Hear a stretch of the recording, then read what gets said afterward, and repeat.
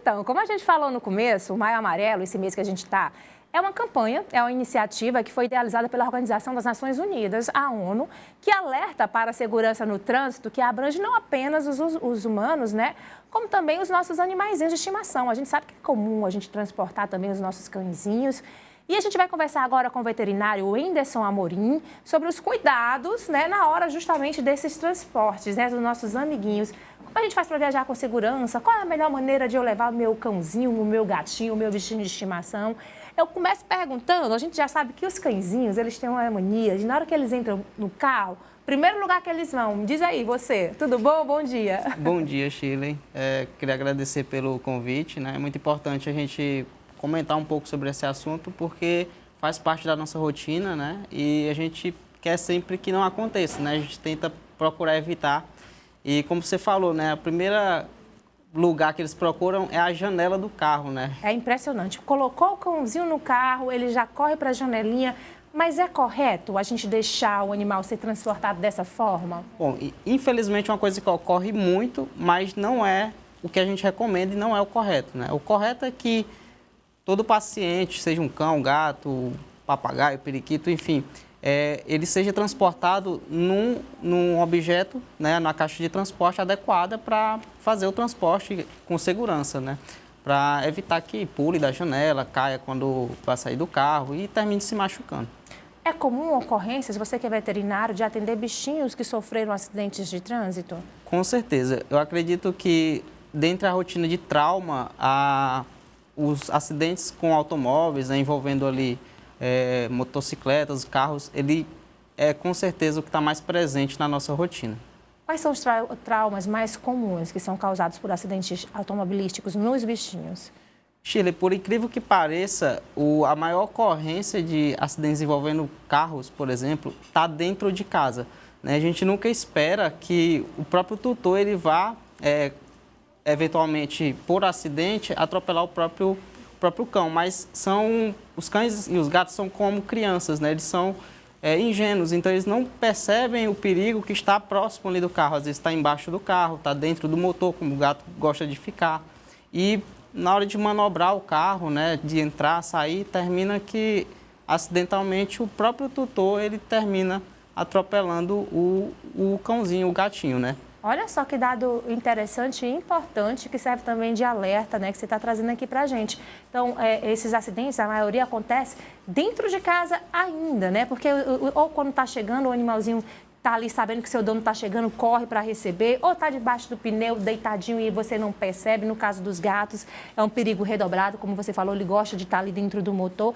Então, a gente tem que ter atenção redobrada. Agora, eu queria perguntar para você, na hora de eu ter uma viagem para fazer para o meu pet, uma viagem mais distante, vou precisar passar um tempinho, né, no carro com ele, como eu preparo meu animal para isso? Bom, a primeira coisa que tem que se fazer, o ideal é que sempre faça uma consulta, né? Uma consultoria com o veterinário para ele ver qual a necessidade daquele paciente e também informar sobre o transporte, né? Como eu falei no início, o ideal é que transporte dentro da caixinha de transporte. Mas alguns pacientes, por exemplo, se estressam com viagem, podem vomitar, podem ficar com tontura e passar mal, inclusive, durante uma viagem. Então, é sempre bom fazer uma avaliação antes. Alguns pacientes podem requerer algum tipo de medicação para viajar mais tranquilo e evitar alguns contratempos, né, que podem atrapalhar a viagem. É como uma criança mesmo, a gente tem que ter atenção redobrada. Agora, doutor, tem algumas perguntas de alguns telespectadores fazendo aqui pra gente. Tem cartelinha aí, pode colocar no ar. Ó, telespectador, é a Janaína do Promorar, ela está perguntando o seguinte: eu posso viajar com o meu carro, com o meu pet solto no meu carro? Você já falou mais ou menos, né? Não recomendamos que faça isso, né? Porque você termina que o paciente ele pode não somente cair do veículo, mas também ele pode atrapalhar a condução do veículo. Então, termina sendo um risco para o condutor quanto para o pet, né? De se acidentar ou provocar algum acidente de trânsito muito mais grave do que só machucar o pet, né? Envolvendo aí um outras acidente pessoas. maior até, né? Então é preciso atenção redobrada de fato. Tem mais uma pergunta? Coloca no ar aí pra gente acompanhar. Ó, o Josimar, ele é do bairro Esplanada, tá perguntando o seguinte: se eu atropelar um animal, eu tenho a obrigação de socorrer? Olha, tem.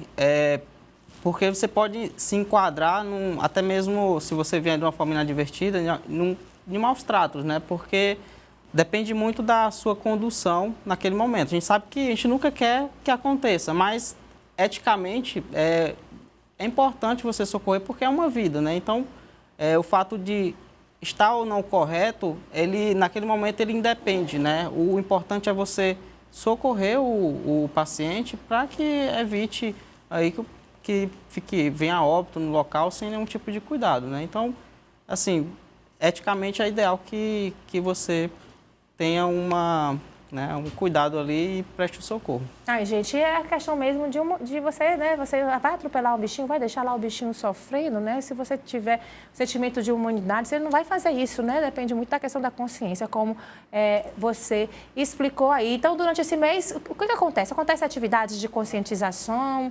Como é que esse mês é trabalhado? Isso, a gente trabalha, né, de uma forma de conscientizar utilizando redes sociais, o próprio ambiente, né, de clínicas, hospitais, para que te passe a informação, assim como a gente está fazendo agora, porque a maioria dos casos são coisas evitáveis, né? Num passeio, orientação do melhor guia para o paciente não se soltar, orientações sobre como deve entrar dentro de casa ao abrir o portão para evitar que o cãozinho saia correndo na rua. São orientações básicas que, se trabalhadas através da informação, podem ser totalmente evitáveis, né? E se eventualmente acontecer, né, que a gente nunca espera que aconteça, mas sempre estaremos aí prontos para prestar o primeiro socorro também quando precisar. No caso, doutor, de animais de rua, quando acontece o atropelamento, qual é o encaminhamento dado para aquele animal? A quem a gente pode pedir socorro? Bom, os animais de rua, eles tendem a sofrer também muitos acidentes por estar em ambientes, né, mais propensos. Tem um pouco mais de dificuldade para receber uma condição de tratamento, porque são animais que não têm um dono, né? Então, fica muito à mercê de políticas públicas, de ajudas de pessoas que resgatam, né? De hospitais que têm algum tipo de parceria com essas ONGs, com meios que você tem de trabalhar, tirar aquele animalzinho da rua, né, que foi atropelado, e você trazer, de uma certa forma, ele para dentro do hospital, independente de onde for, para cuidar dele. Então, no caso de atropelar um animalzinho de rua, a melhor dica é você procurar entrar em contato, então, com uma dessas ONGs que vão saber dar o encaminhamento correto. Exatamente. A princípio, procurar prestar um socorro, levar a um local e depois trabalhar de uma forma em conjunto, né, com algumas alternativas para evitar e conseguir ajudar aquele animalzinho que está precisando. Para a gente encerrar, doutor, eu tenho uma dúvida. A gente tem nosso bichinho aqui, ele é muito agitado. Tem alguma forma de você deixar ele mais relaxado por um período longo de viagem? Tem adulto que gosta de tomar algum relaxante muscular para ficar mais, né, aguentar esse período longo. Com os bichinhos também tem alguma coisa que possa ajudar? Tem. Os pacientes que precisam realmente, eles podem fazer uso de algumas medicações, né?